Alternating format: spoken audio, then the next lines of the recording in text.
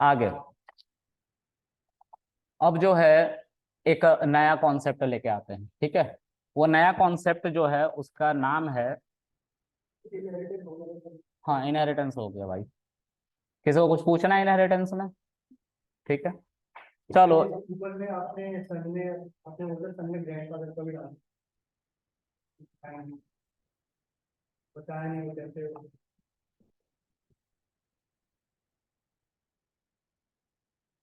इस फादर के अंदर जो है ना, इसको हटा के ग्रैंड फादर लिखना पड़ेगा। हाँ इनहेरिट हो जाएगा, यही करना था। ठीक है, क्योंकि डायरेक्ट अब और इस मेथड का नाम चेंज करके इस मेथड का नाम लिखना पड़ेगा। ठीक है, चलो अब आगे चला सकते हैं, लेकिन हाँ जी, जैसे क्लास सन के पहले दिन में फादर और ग्रेट फादर के सब लिखते हैं, हाँ जैसे आप नीचे भी सुपर दोनों मैं समझ नहीं पा रहा हूँ पूरा, बताओ ठीक से जाकर बोर्ड पे बताओ, मैं देखता हूँ। रुक जा, बोर्ड को छूना मत, अब बताओ। ये जो है ग्रैंडफादर और ये फादर है सर, ये आपने इसमें लिख दिया पैरेंथेसिस के अंदर। हम्म, फिर जो आपने सुपर का जो कोड चला है इसको आप कैसे रन करोगे? सर इसमें फादर का तो चल गया, चलो करके देखते हैं। फादर और ग्रैंड फादर दोनों को मैं चलाता हूँ, ठीक है। सुपर और सुपर के बाद मैं फिर से चलाऊंगा ग्रैंड फादर। चल गया। पेरेंट को ढूंढता है कि कौन कौन सा पेरेंट है, ठीक है। इमीडिएट बेसिस पे अगर ग्रैंडफादर इसके अंदर भी क्लास होती ना तो इस क्लास को चलाया जाता पहले, क्योंकि सबसे नजदीकी कौन है, फादर है। ठीक है, समझ में आ रही बात? हाँ, ये यही पूछना था, हो गया। क्या तुम तुच्छा मुच्छा क्वेश्चन पूछते हो, कुछ बड़ा लेके आओ। हाँ जी, अच्छा आगे। अब जो है इसके बाद एक कॉन्सेप्ट है जिसको हम कहते हैं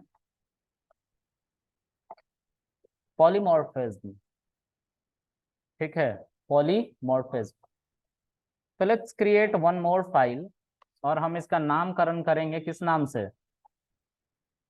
पॉलीमॉर्फिज्म। ठीक है, इसके अंदर एक जो इसका नोट्स होता है वो लिख देता हूँ। पॉलीमॉर्फिज्म किसको कहते हैं? इसको ब्रॉडली टू पार्ट में डिवाइड किया गया है। ठीक है, ओवरलोडिंग, ओवरराइडिंग। ठीक है, पहला है आपका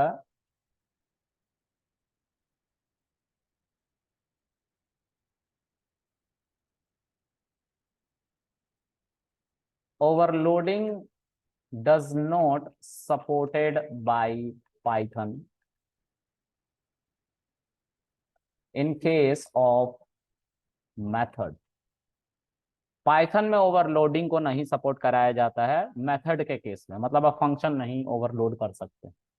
मतलब एक नाम के दो मेथड आप एक क्लास के अंदर नहीं बना सकते। ठीक है, उसको ओवरलोडिंग कहते हैं। तो पाइथन में ये पॉसिबल नहीं। दूसरा होता है operator overloading supported by Python. Python में ऑपरेटर ओवरलोडिंग को सपोर्ट किया गया है। ऑपरेटर क्या होता है, तो वो जो मैजिक मेथड थे ना, सब, डिव, उसकी बात कर रहे हैं। हाँ, अंडरस्कोर अंडरस्कोर वाले, है ना, उसकी बात कर रहे हैं। वो ऑपरेटर है, उनको ओवरलोड कर सकते हैं। ठीक है, अच्छा। ओवरराइडिंग क्या होता है? Python support method overriding. ठीक है, पाइथन मेथड ओवरराइडिंग को सपोर्ट करता है। ठीक है, तो अब इसको हम थोड़ा सा करके देखते हैं कि ये क्या है।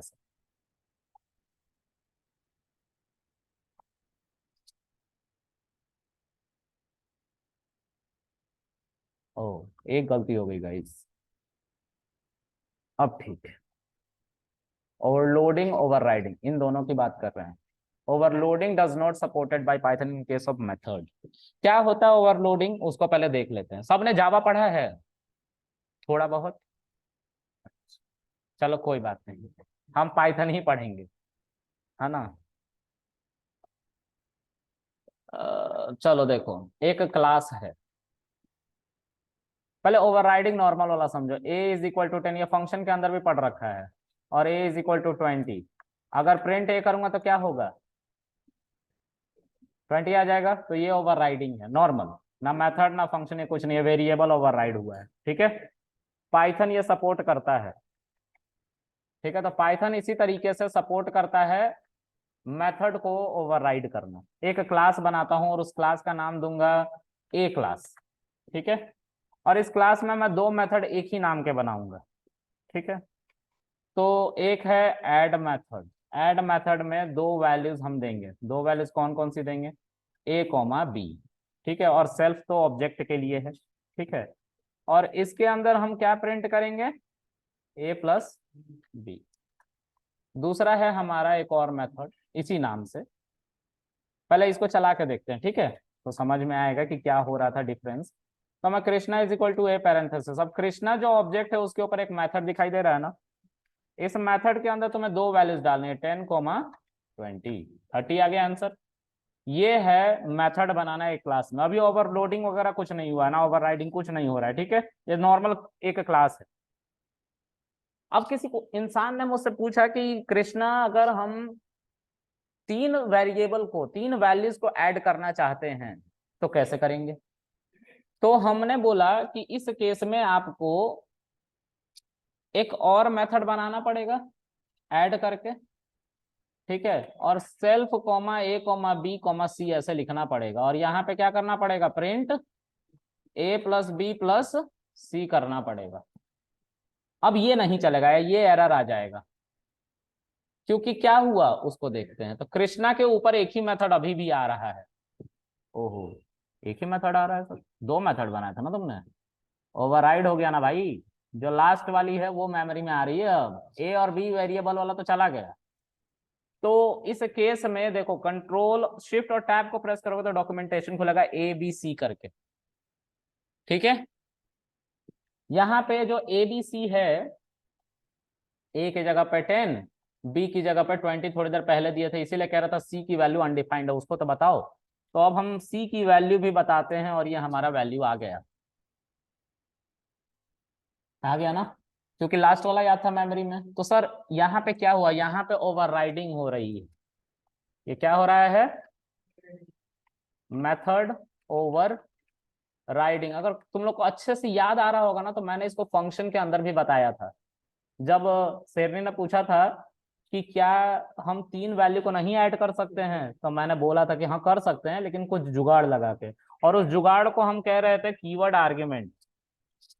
क्या कह रहे थे, कीवर्ड आर्गुमेंट्स, हमने उसको टैकल किया था। तो यहाँ पे भी सर हम एक ही फंक्शन से क्या दोनों काम नहीं करा सकते। अगर ये काम करा पा रहे हो तो तुम पॉलीमॉर्फिज्म कर रहे हो। तुम क्या कर रहे हो, पॉलीमॉर्फिज्म करवा पा रहे हो, मतलब एक ही कोड दो काम करेगा अलग अलग, दो वैल्यू को भी ऐड करेगा और तीन वैल्यू को भी ऐड करेगा, ठीक है। एक क्लास के अंदर अगर एक ही फंक्शन दो काम कर रहा है तो तुम पॉलीमॉर्फिज्म कर रहे हो। दो फंक्शन अलग अलग बनाने की जगह तुम एक ही नाम से एक फंक्शन बना ली, और दो वैल्यू को भी दे रहे हो तो ऐड होके आ रहा है, तीन वैल्यू को भी दे रहे हो तो ऐड होके आ रहा है। तो इसको क्या कहते हैं, पॉलीमॉर्फिज्म कहते हैं, ठीक है। कर रहा हूं अभी, अभी किया नहीं है, अभी करूंगा, ठीक है। तो मेथड ओवरराइड हुआ ये हम बता रहे हैं। अब हम पॉलीमॉर्फिज्म कैसे इस पे अप्लाई करेंगे,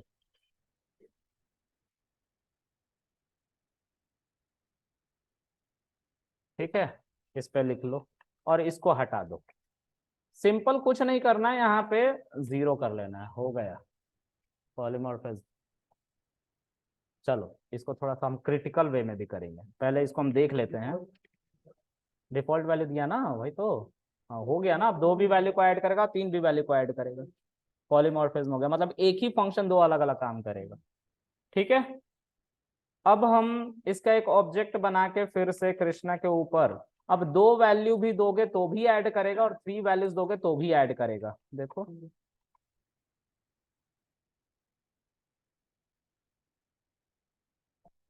ठीक है गाइज, ओके। तो इसको हम क्या कहते हैं, पॉलीमॉर्फिज्म।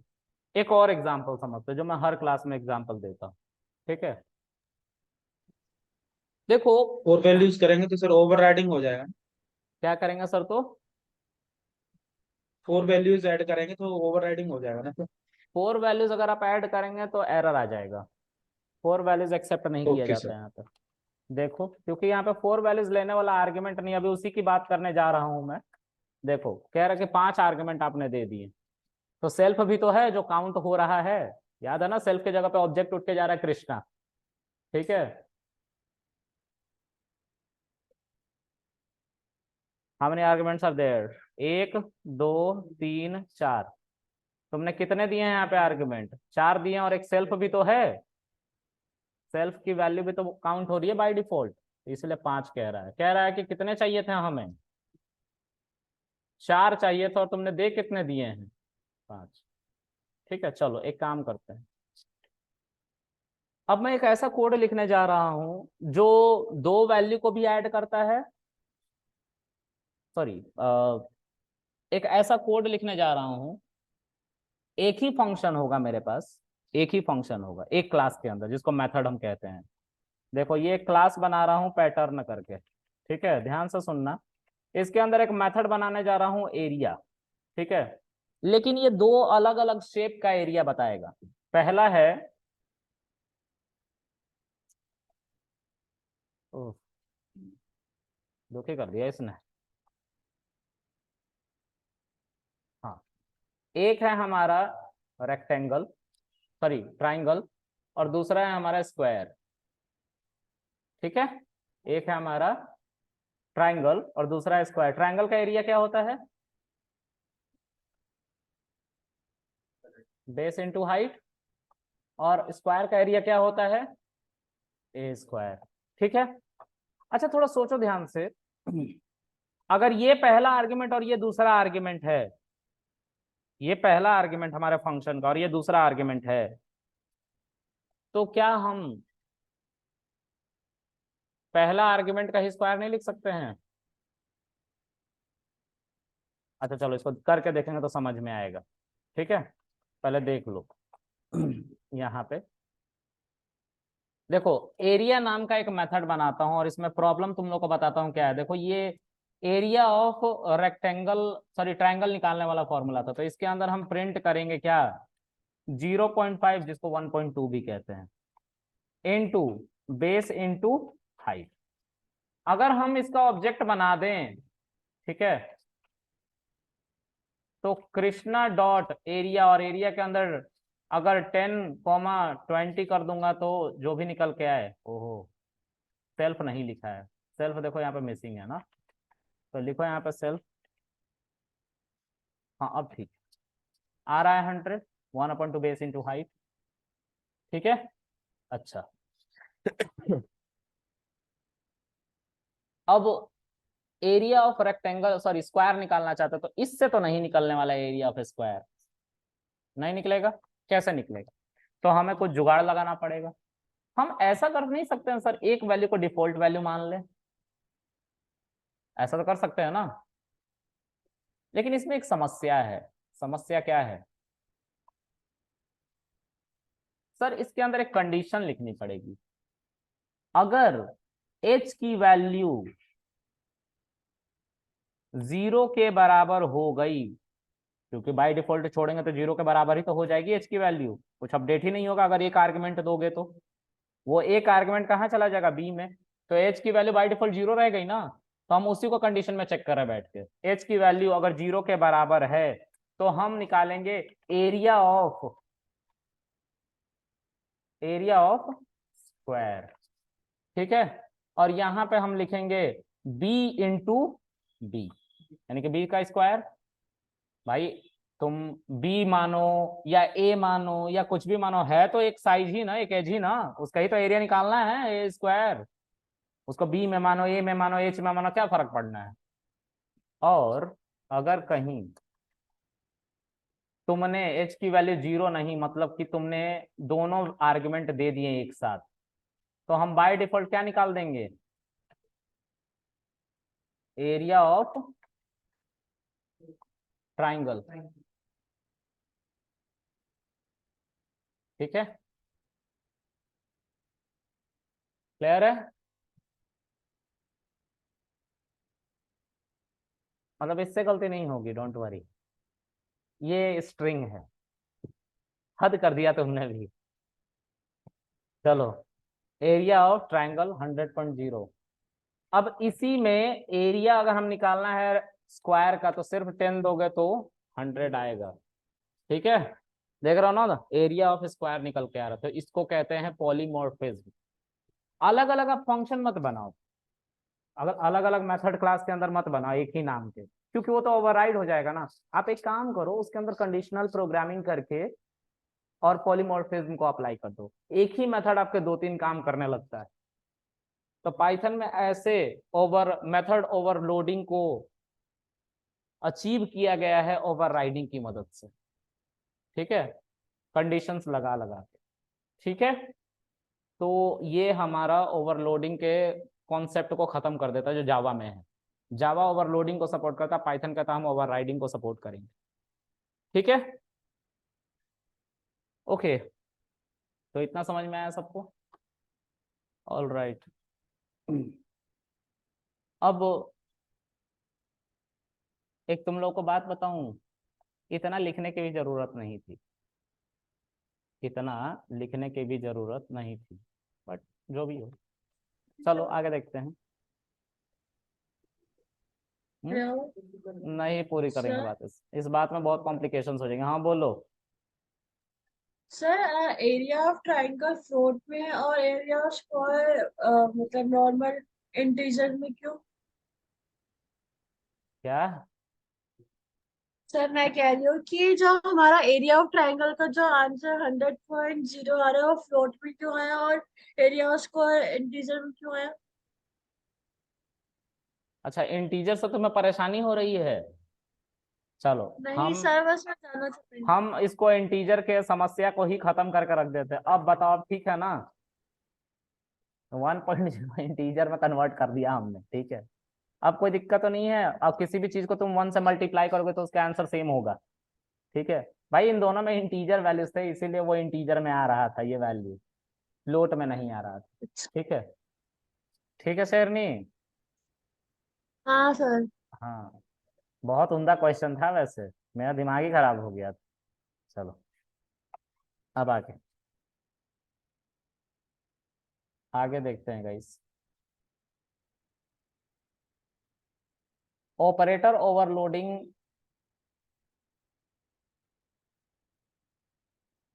ओवरराइडिंग बता दिया ना आप लोगों को, मेथड ओवरराइडिंग, दो मेथड एक जैसे बता के ओवरराइड करवा दिया। Overloading does not supported by Python, ये बता दिया। और ओवरराइडिंग की मदद से ओवरलोडिंग को कैसे अचीव करते ये बता दिया। एक ही मेथड बनाओ, उसके अंदर कंडीशनल प्रोग्राम कर दो। ठीक है, अच्छा एक कॉन्सेप्ट इसमें बच रहा है, ऑपरेटर ओवरलोडिंग। इसके लिए फ्रेश दिमाग चाहिए, तो तुम लोग कल आना, कल मैं बताऊंगा, ये डंडर मेथड के ऊपर बताऊंगा सब। ठीक है, तो डंडर मेथड तुम लोगों को कभी बताया नहीं है, अंडरस्कोर वाले मेथड्स नहीं बताया ना, ये कल बताऊंगा। ठीक है, तो कल उसी पे बात करूंगा मैं। ठीक है, अभी के लिए रफा दफा हो जाओ। बाय। हाँ सर।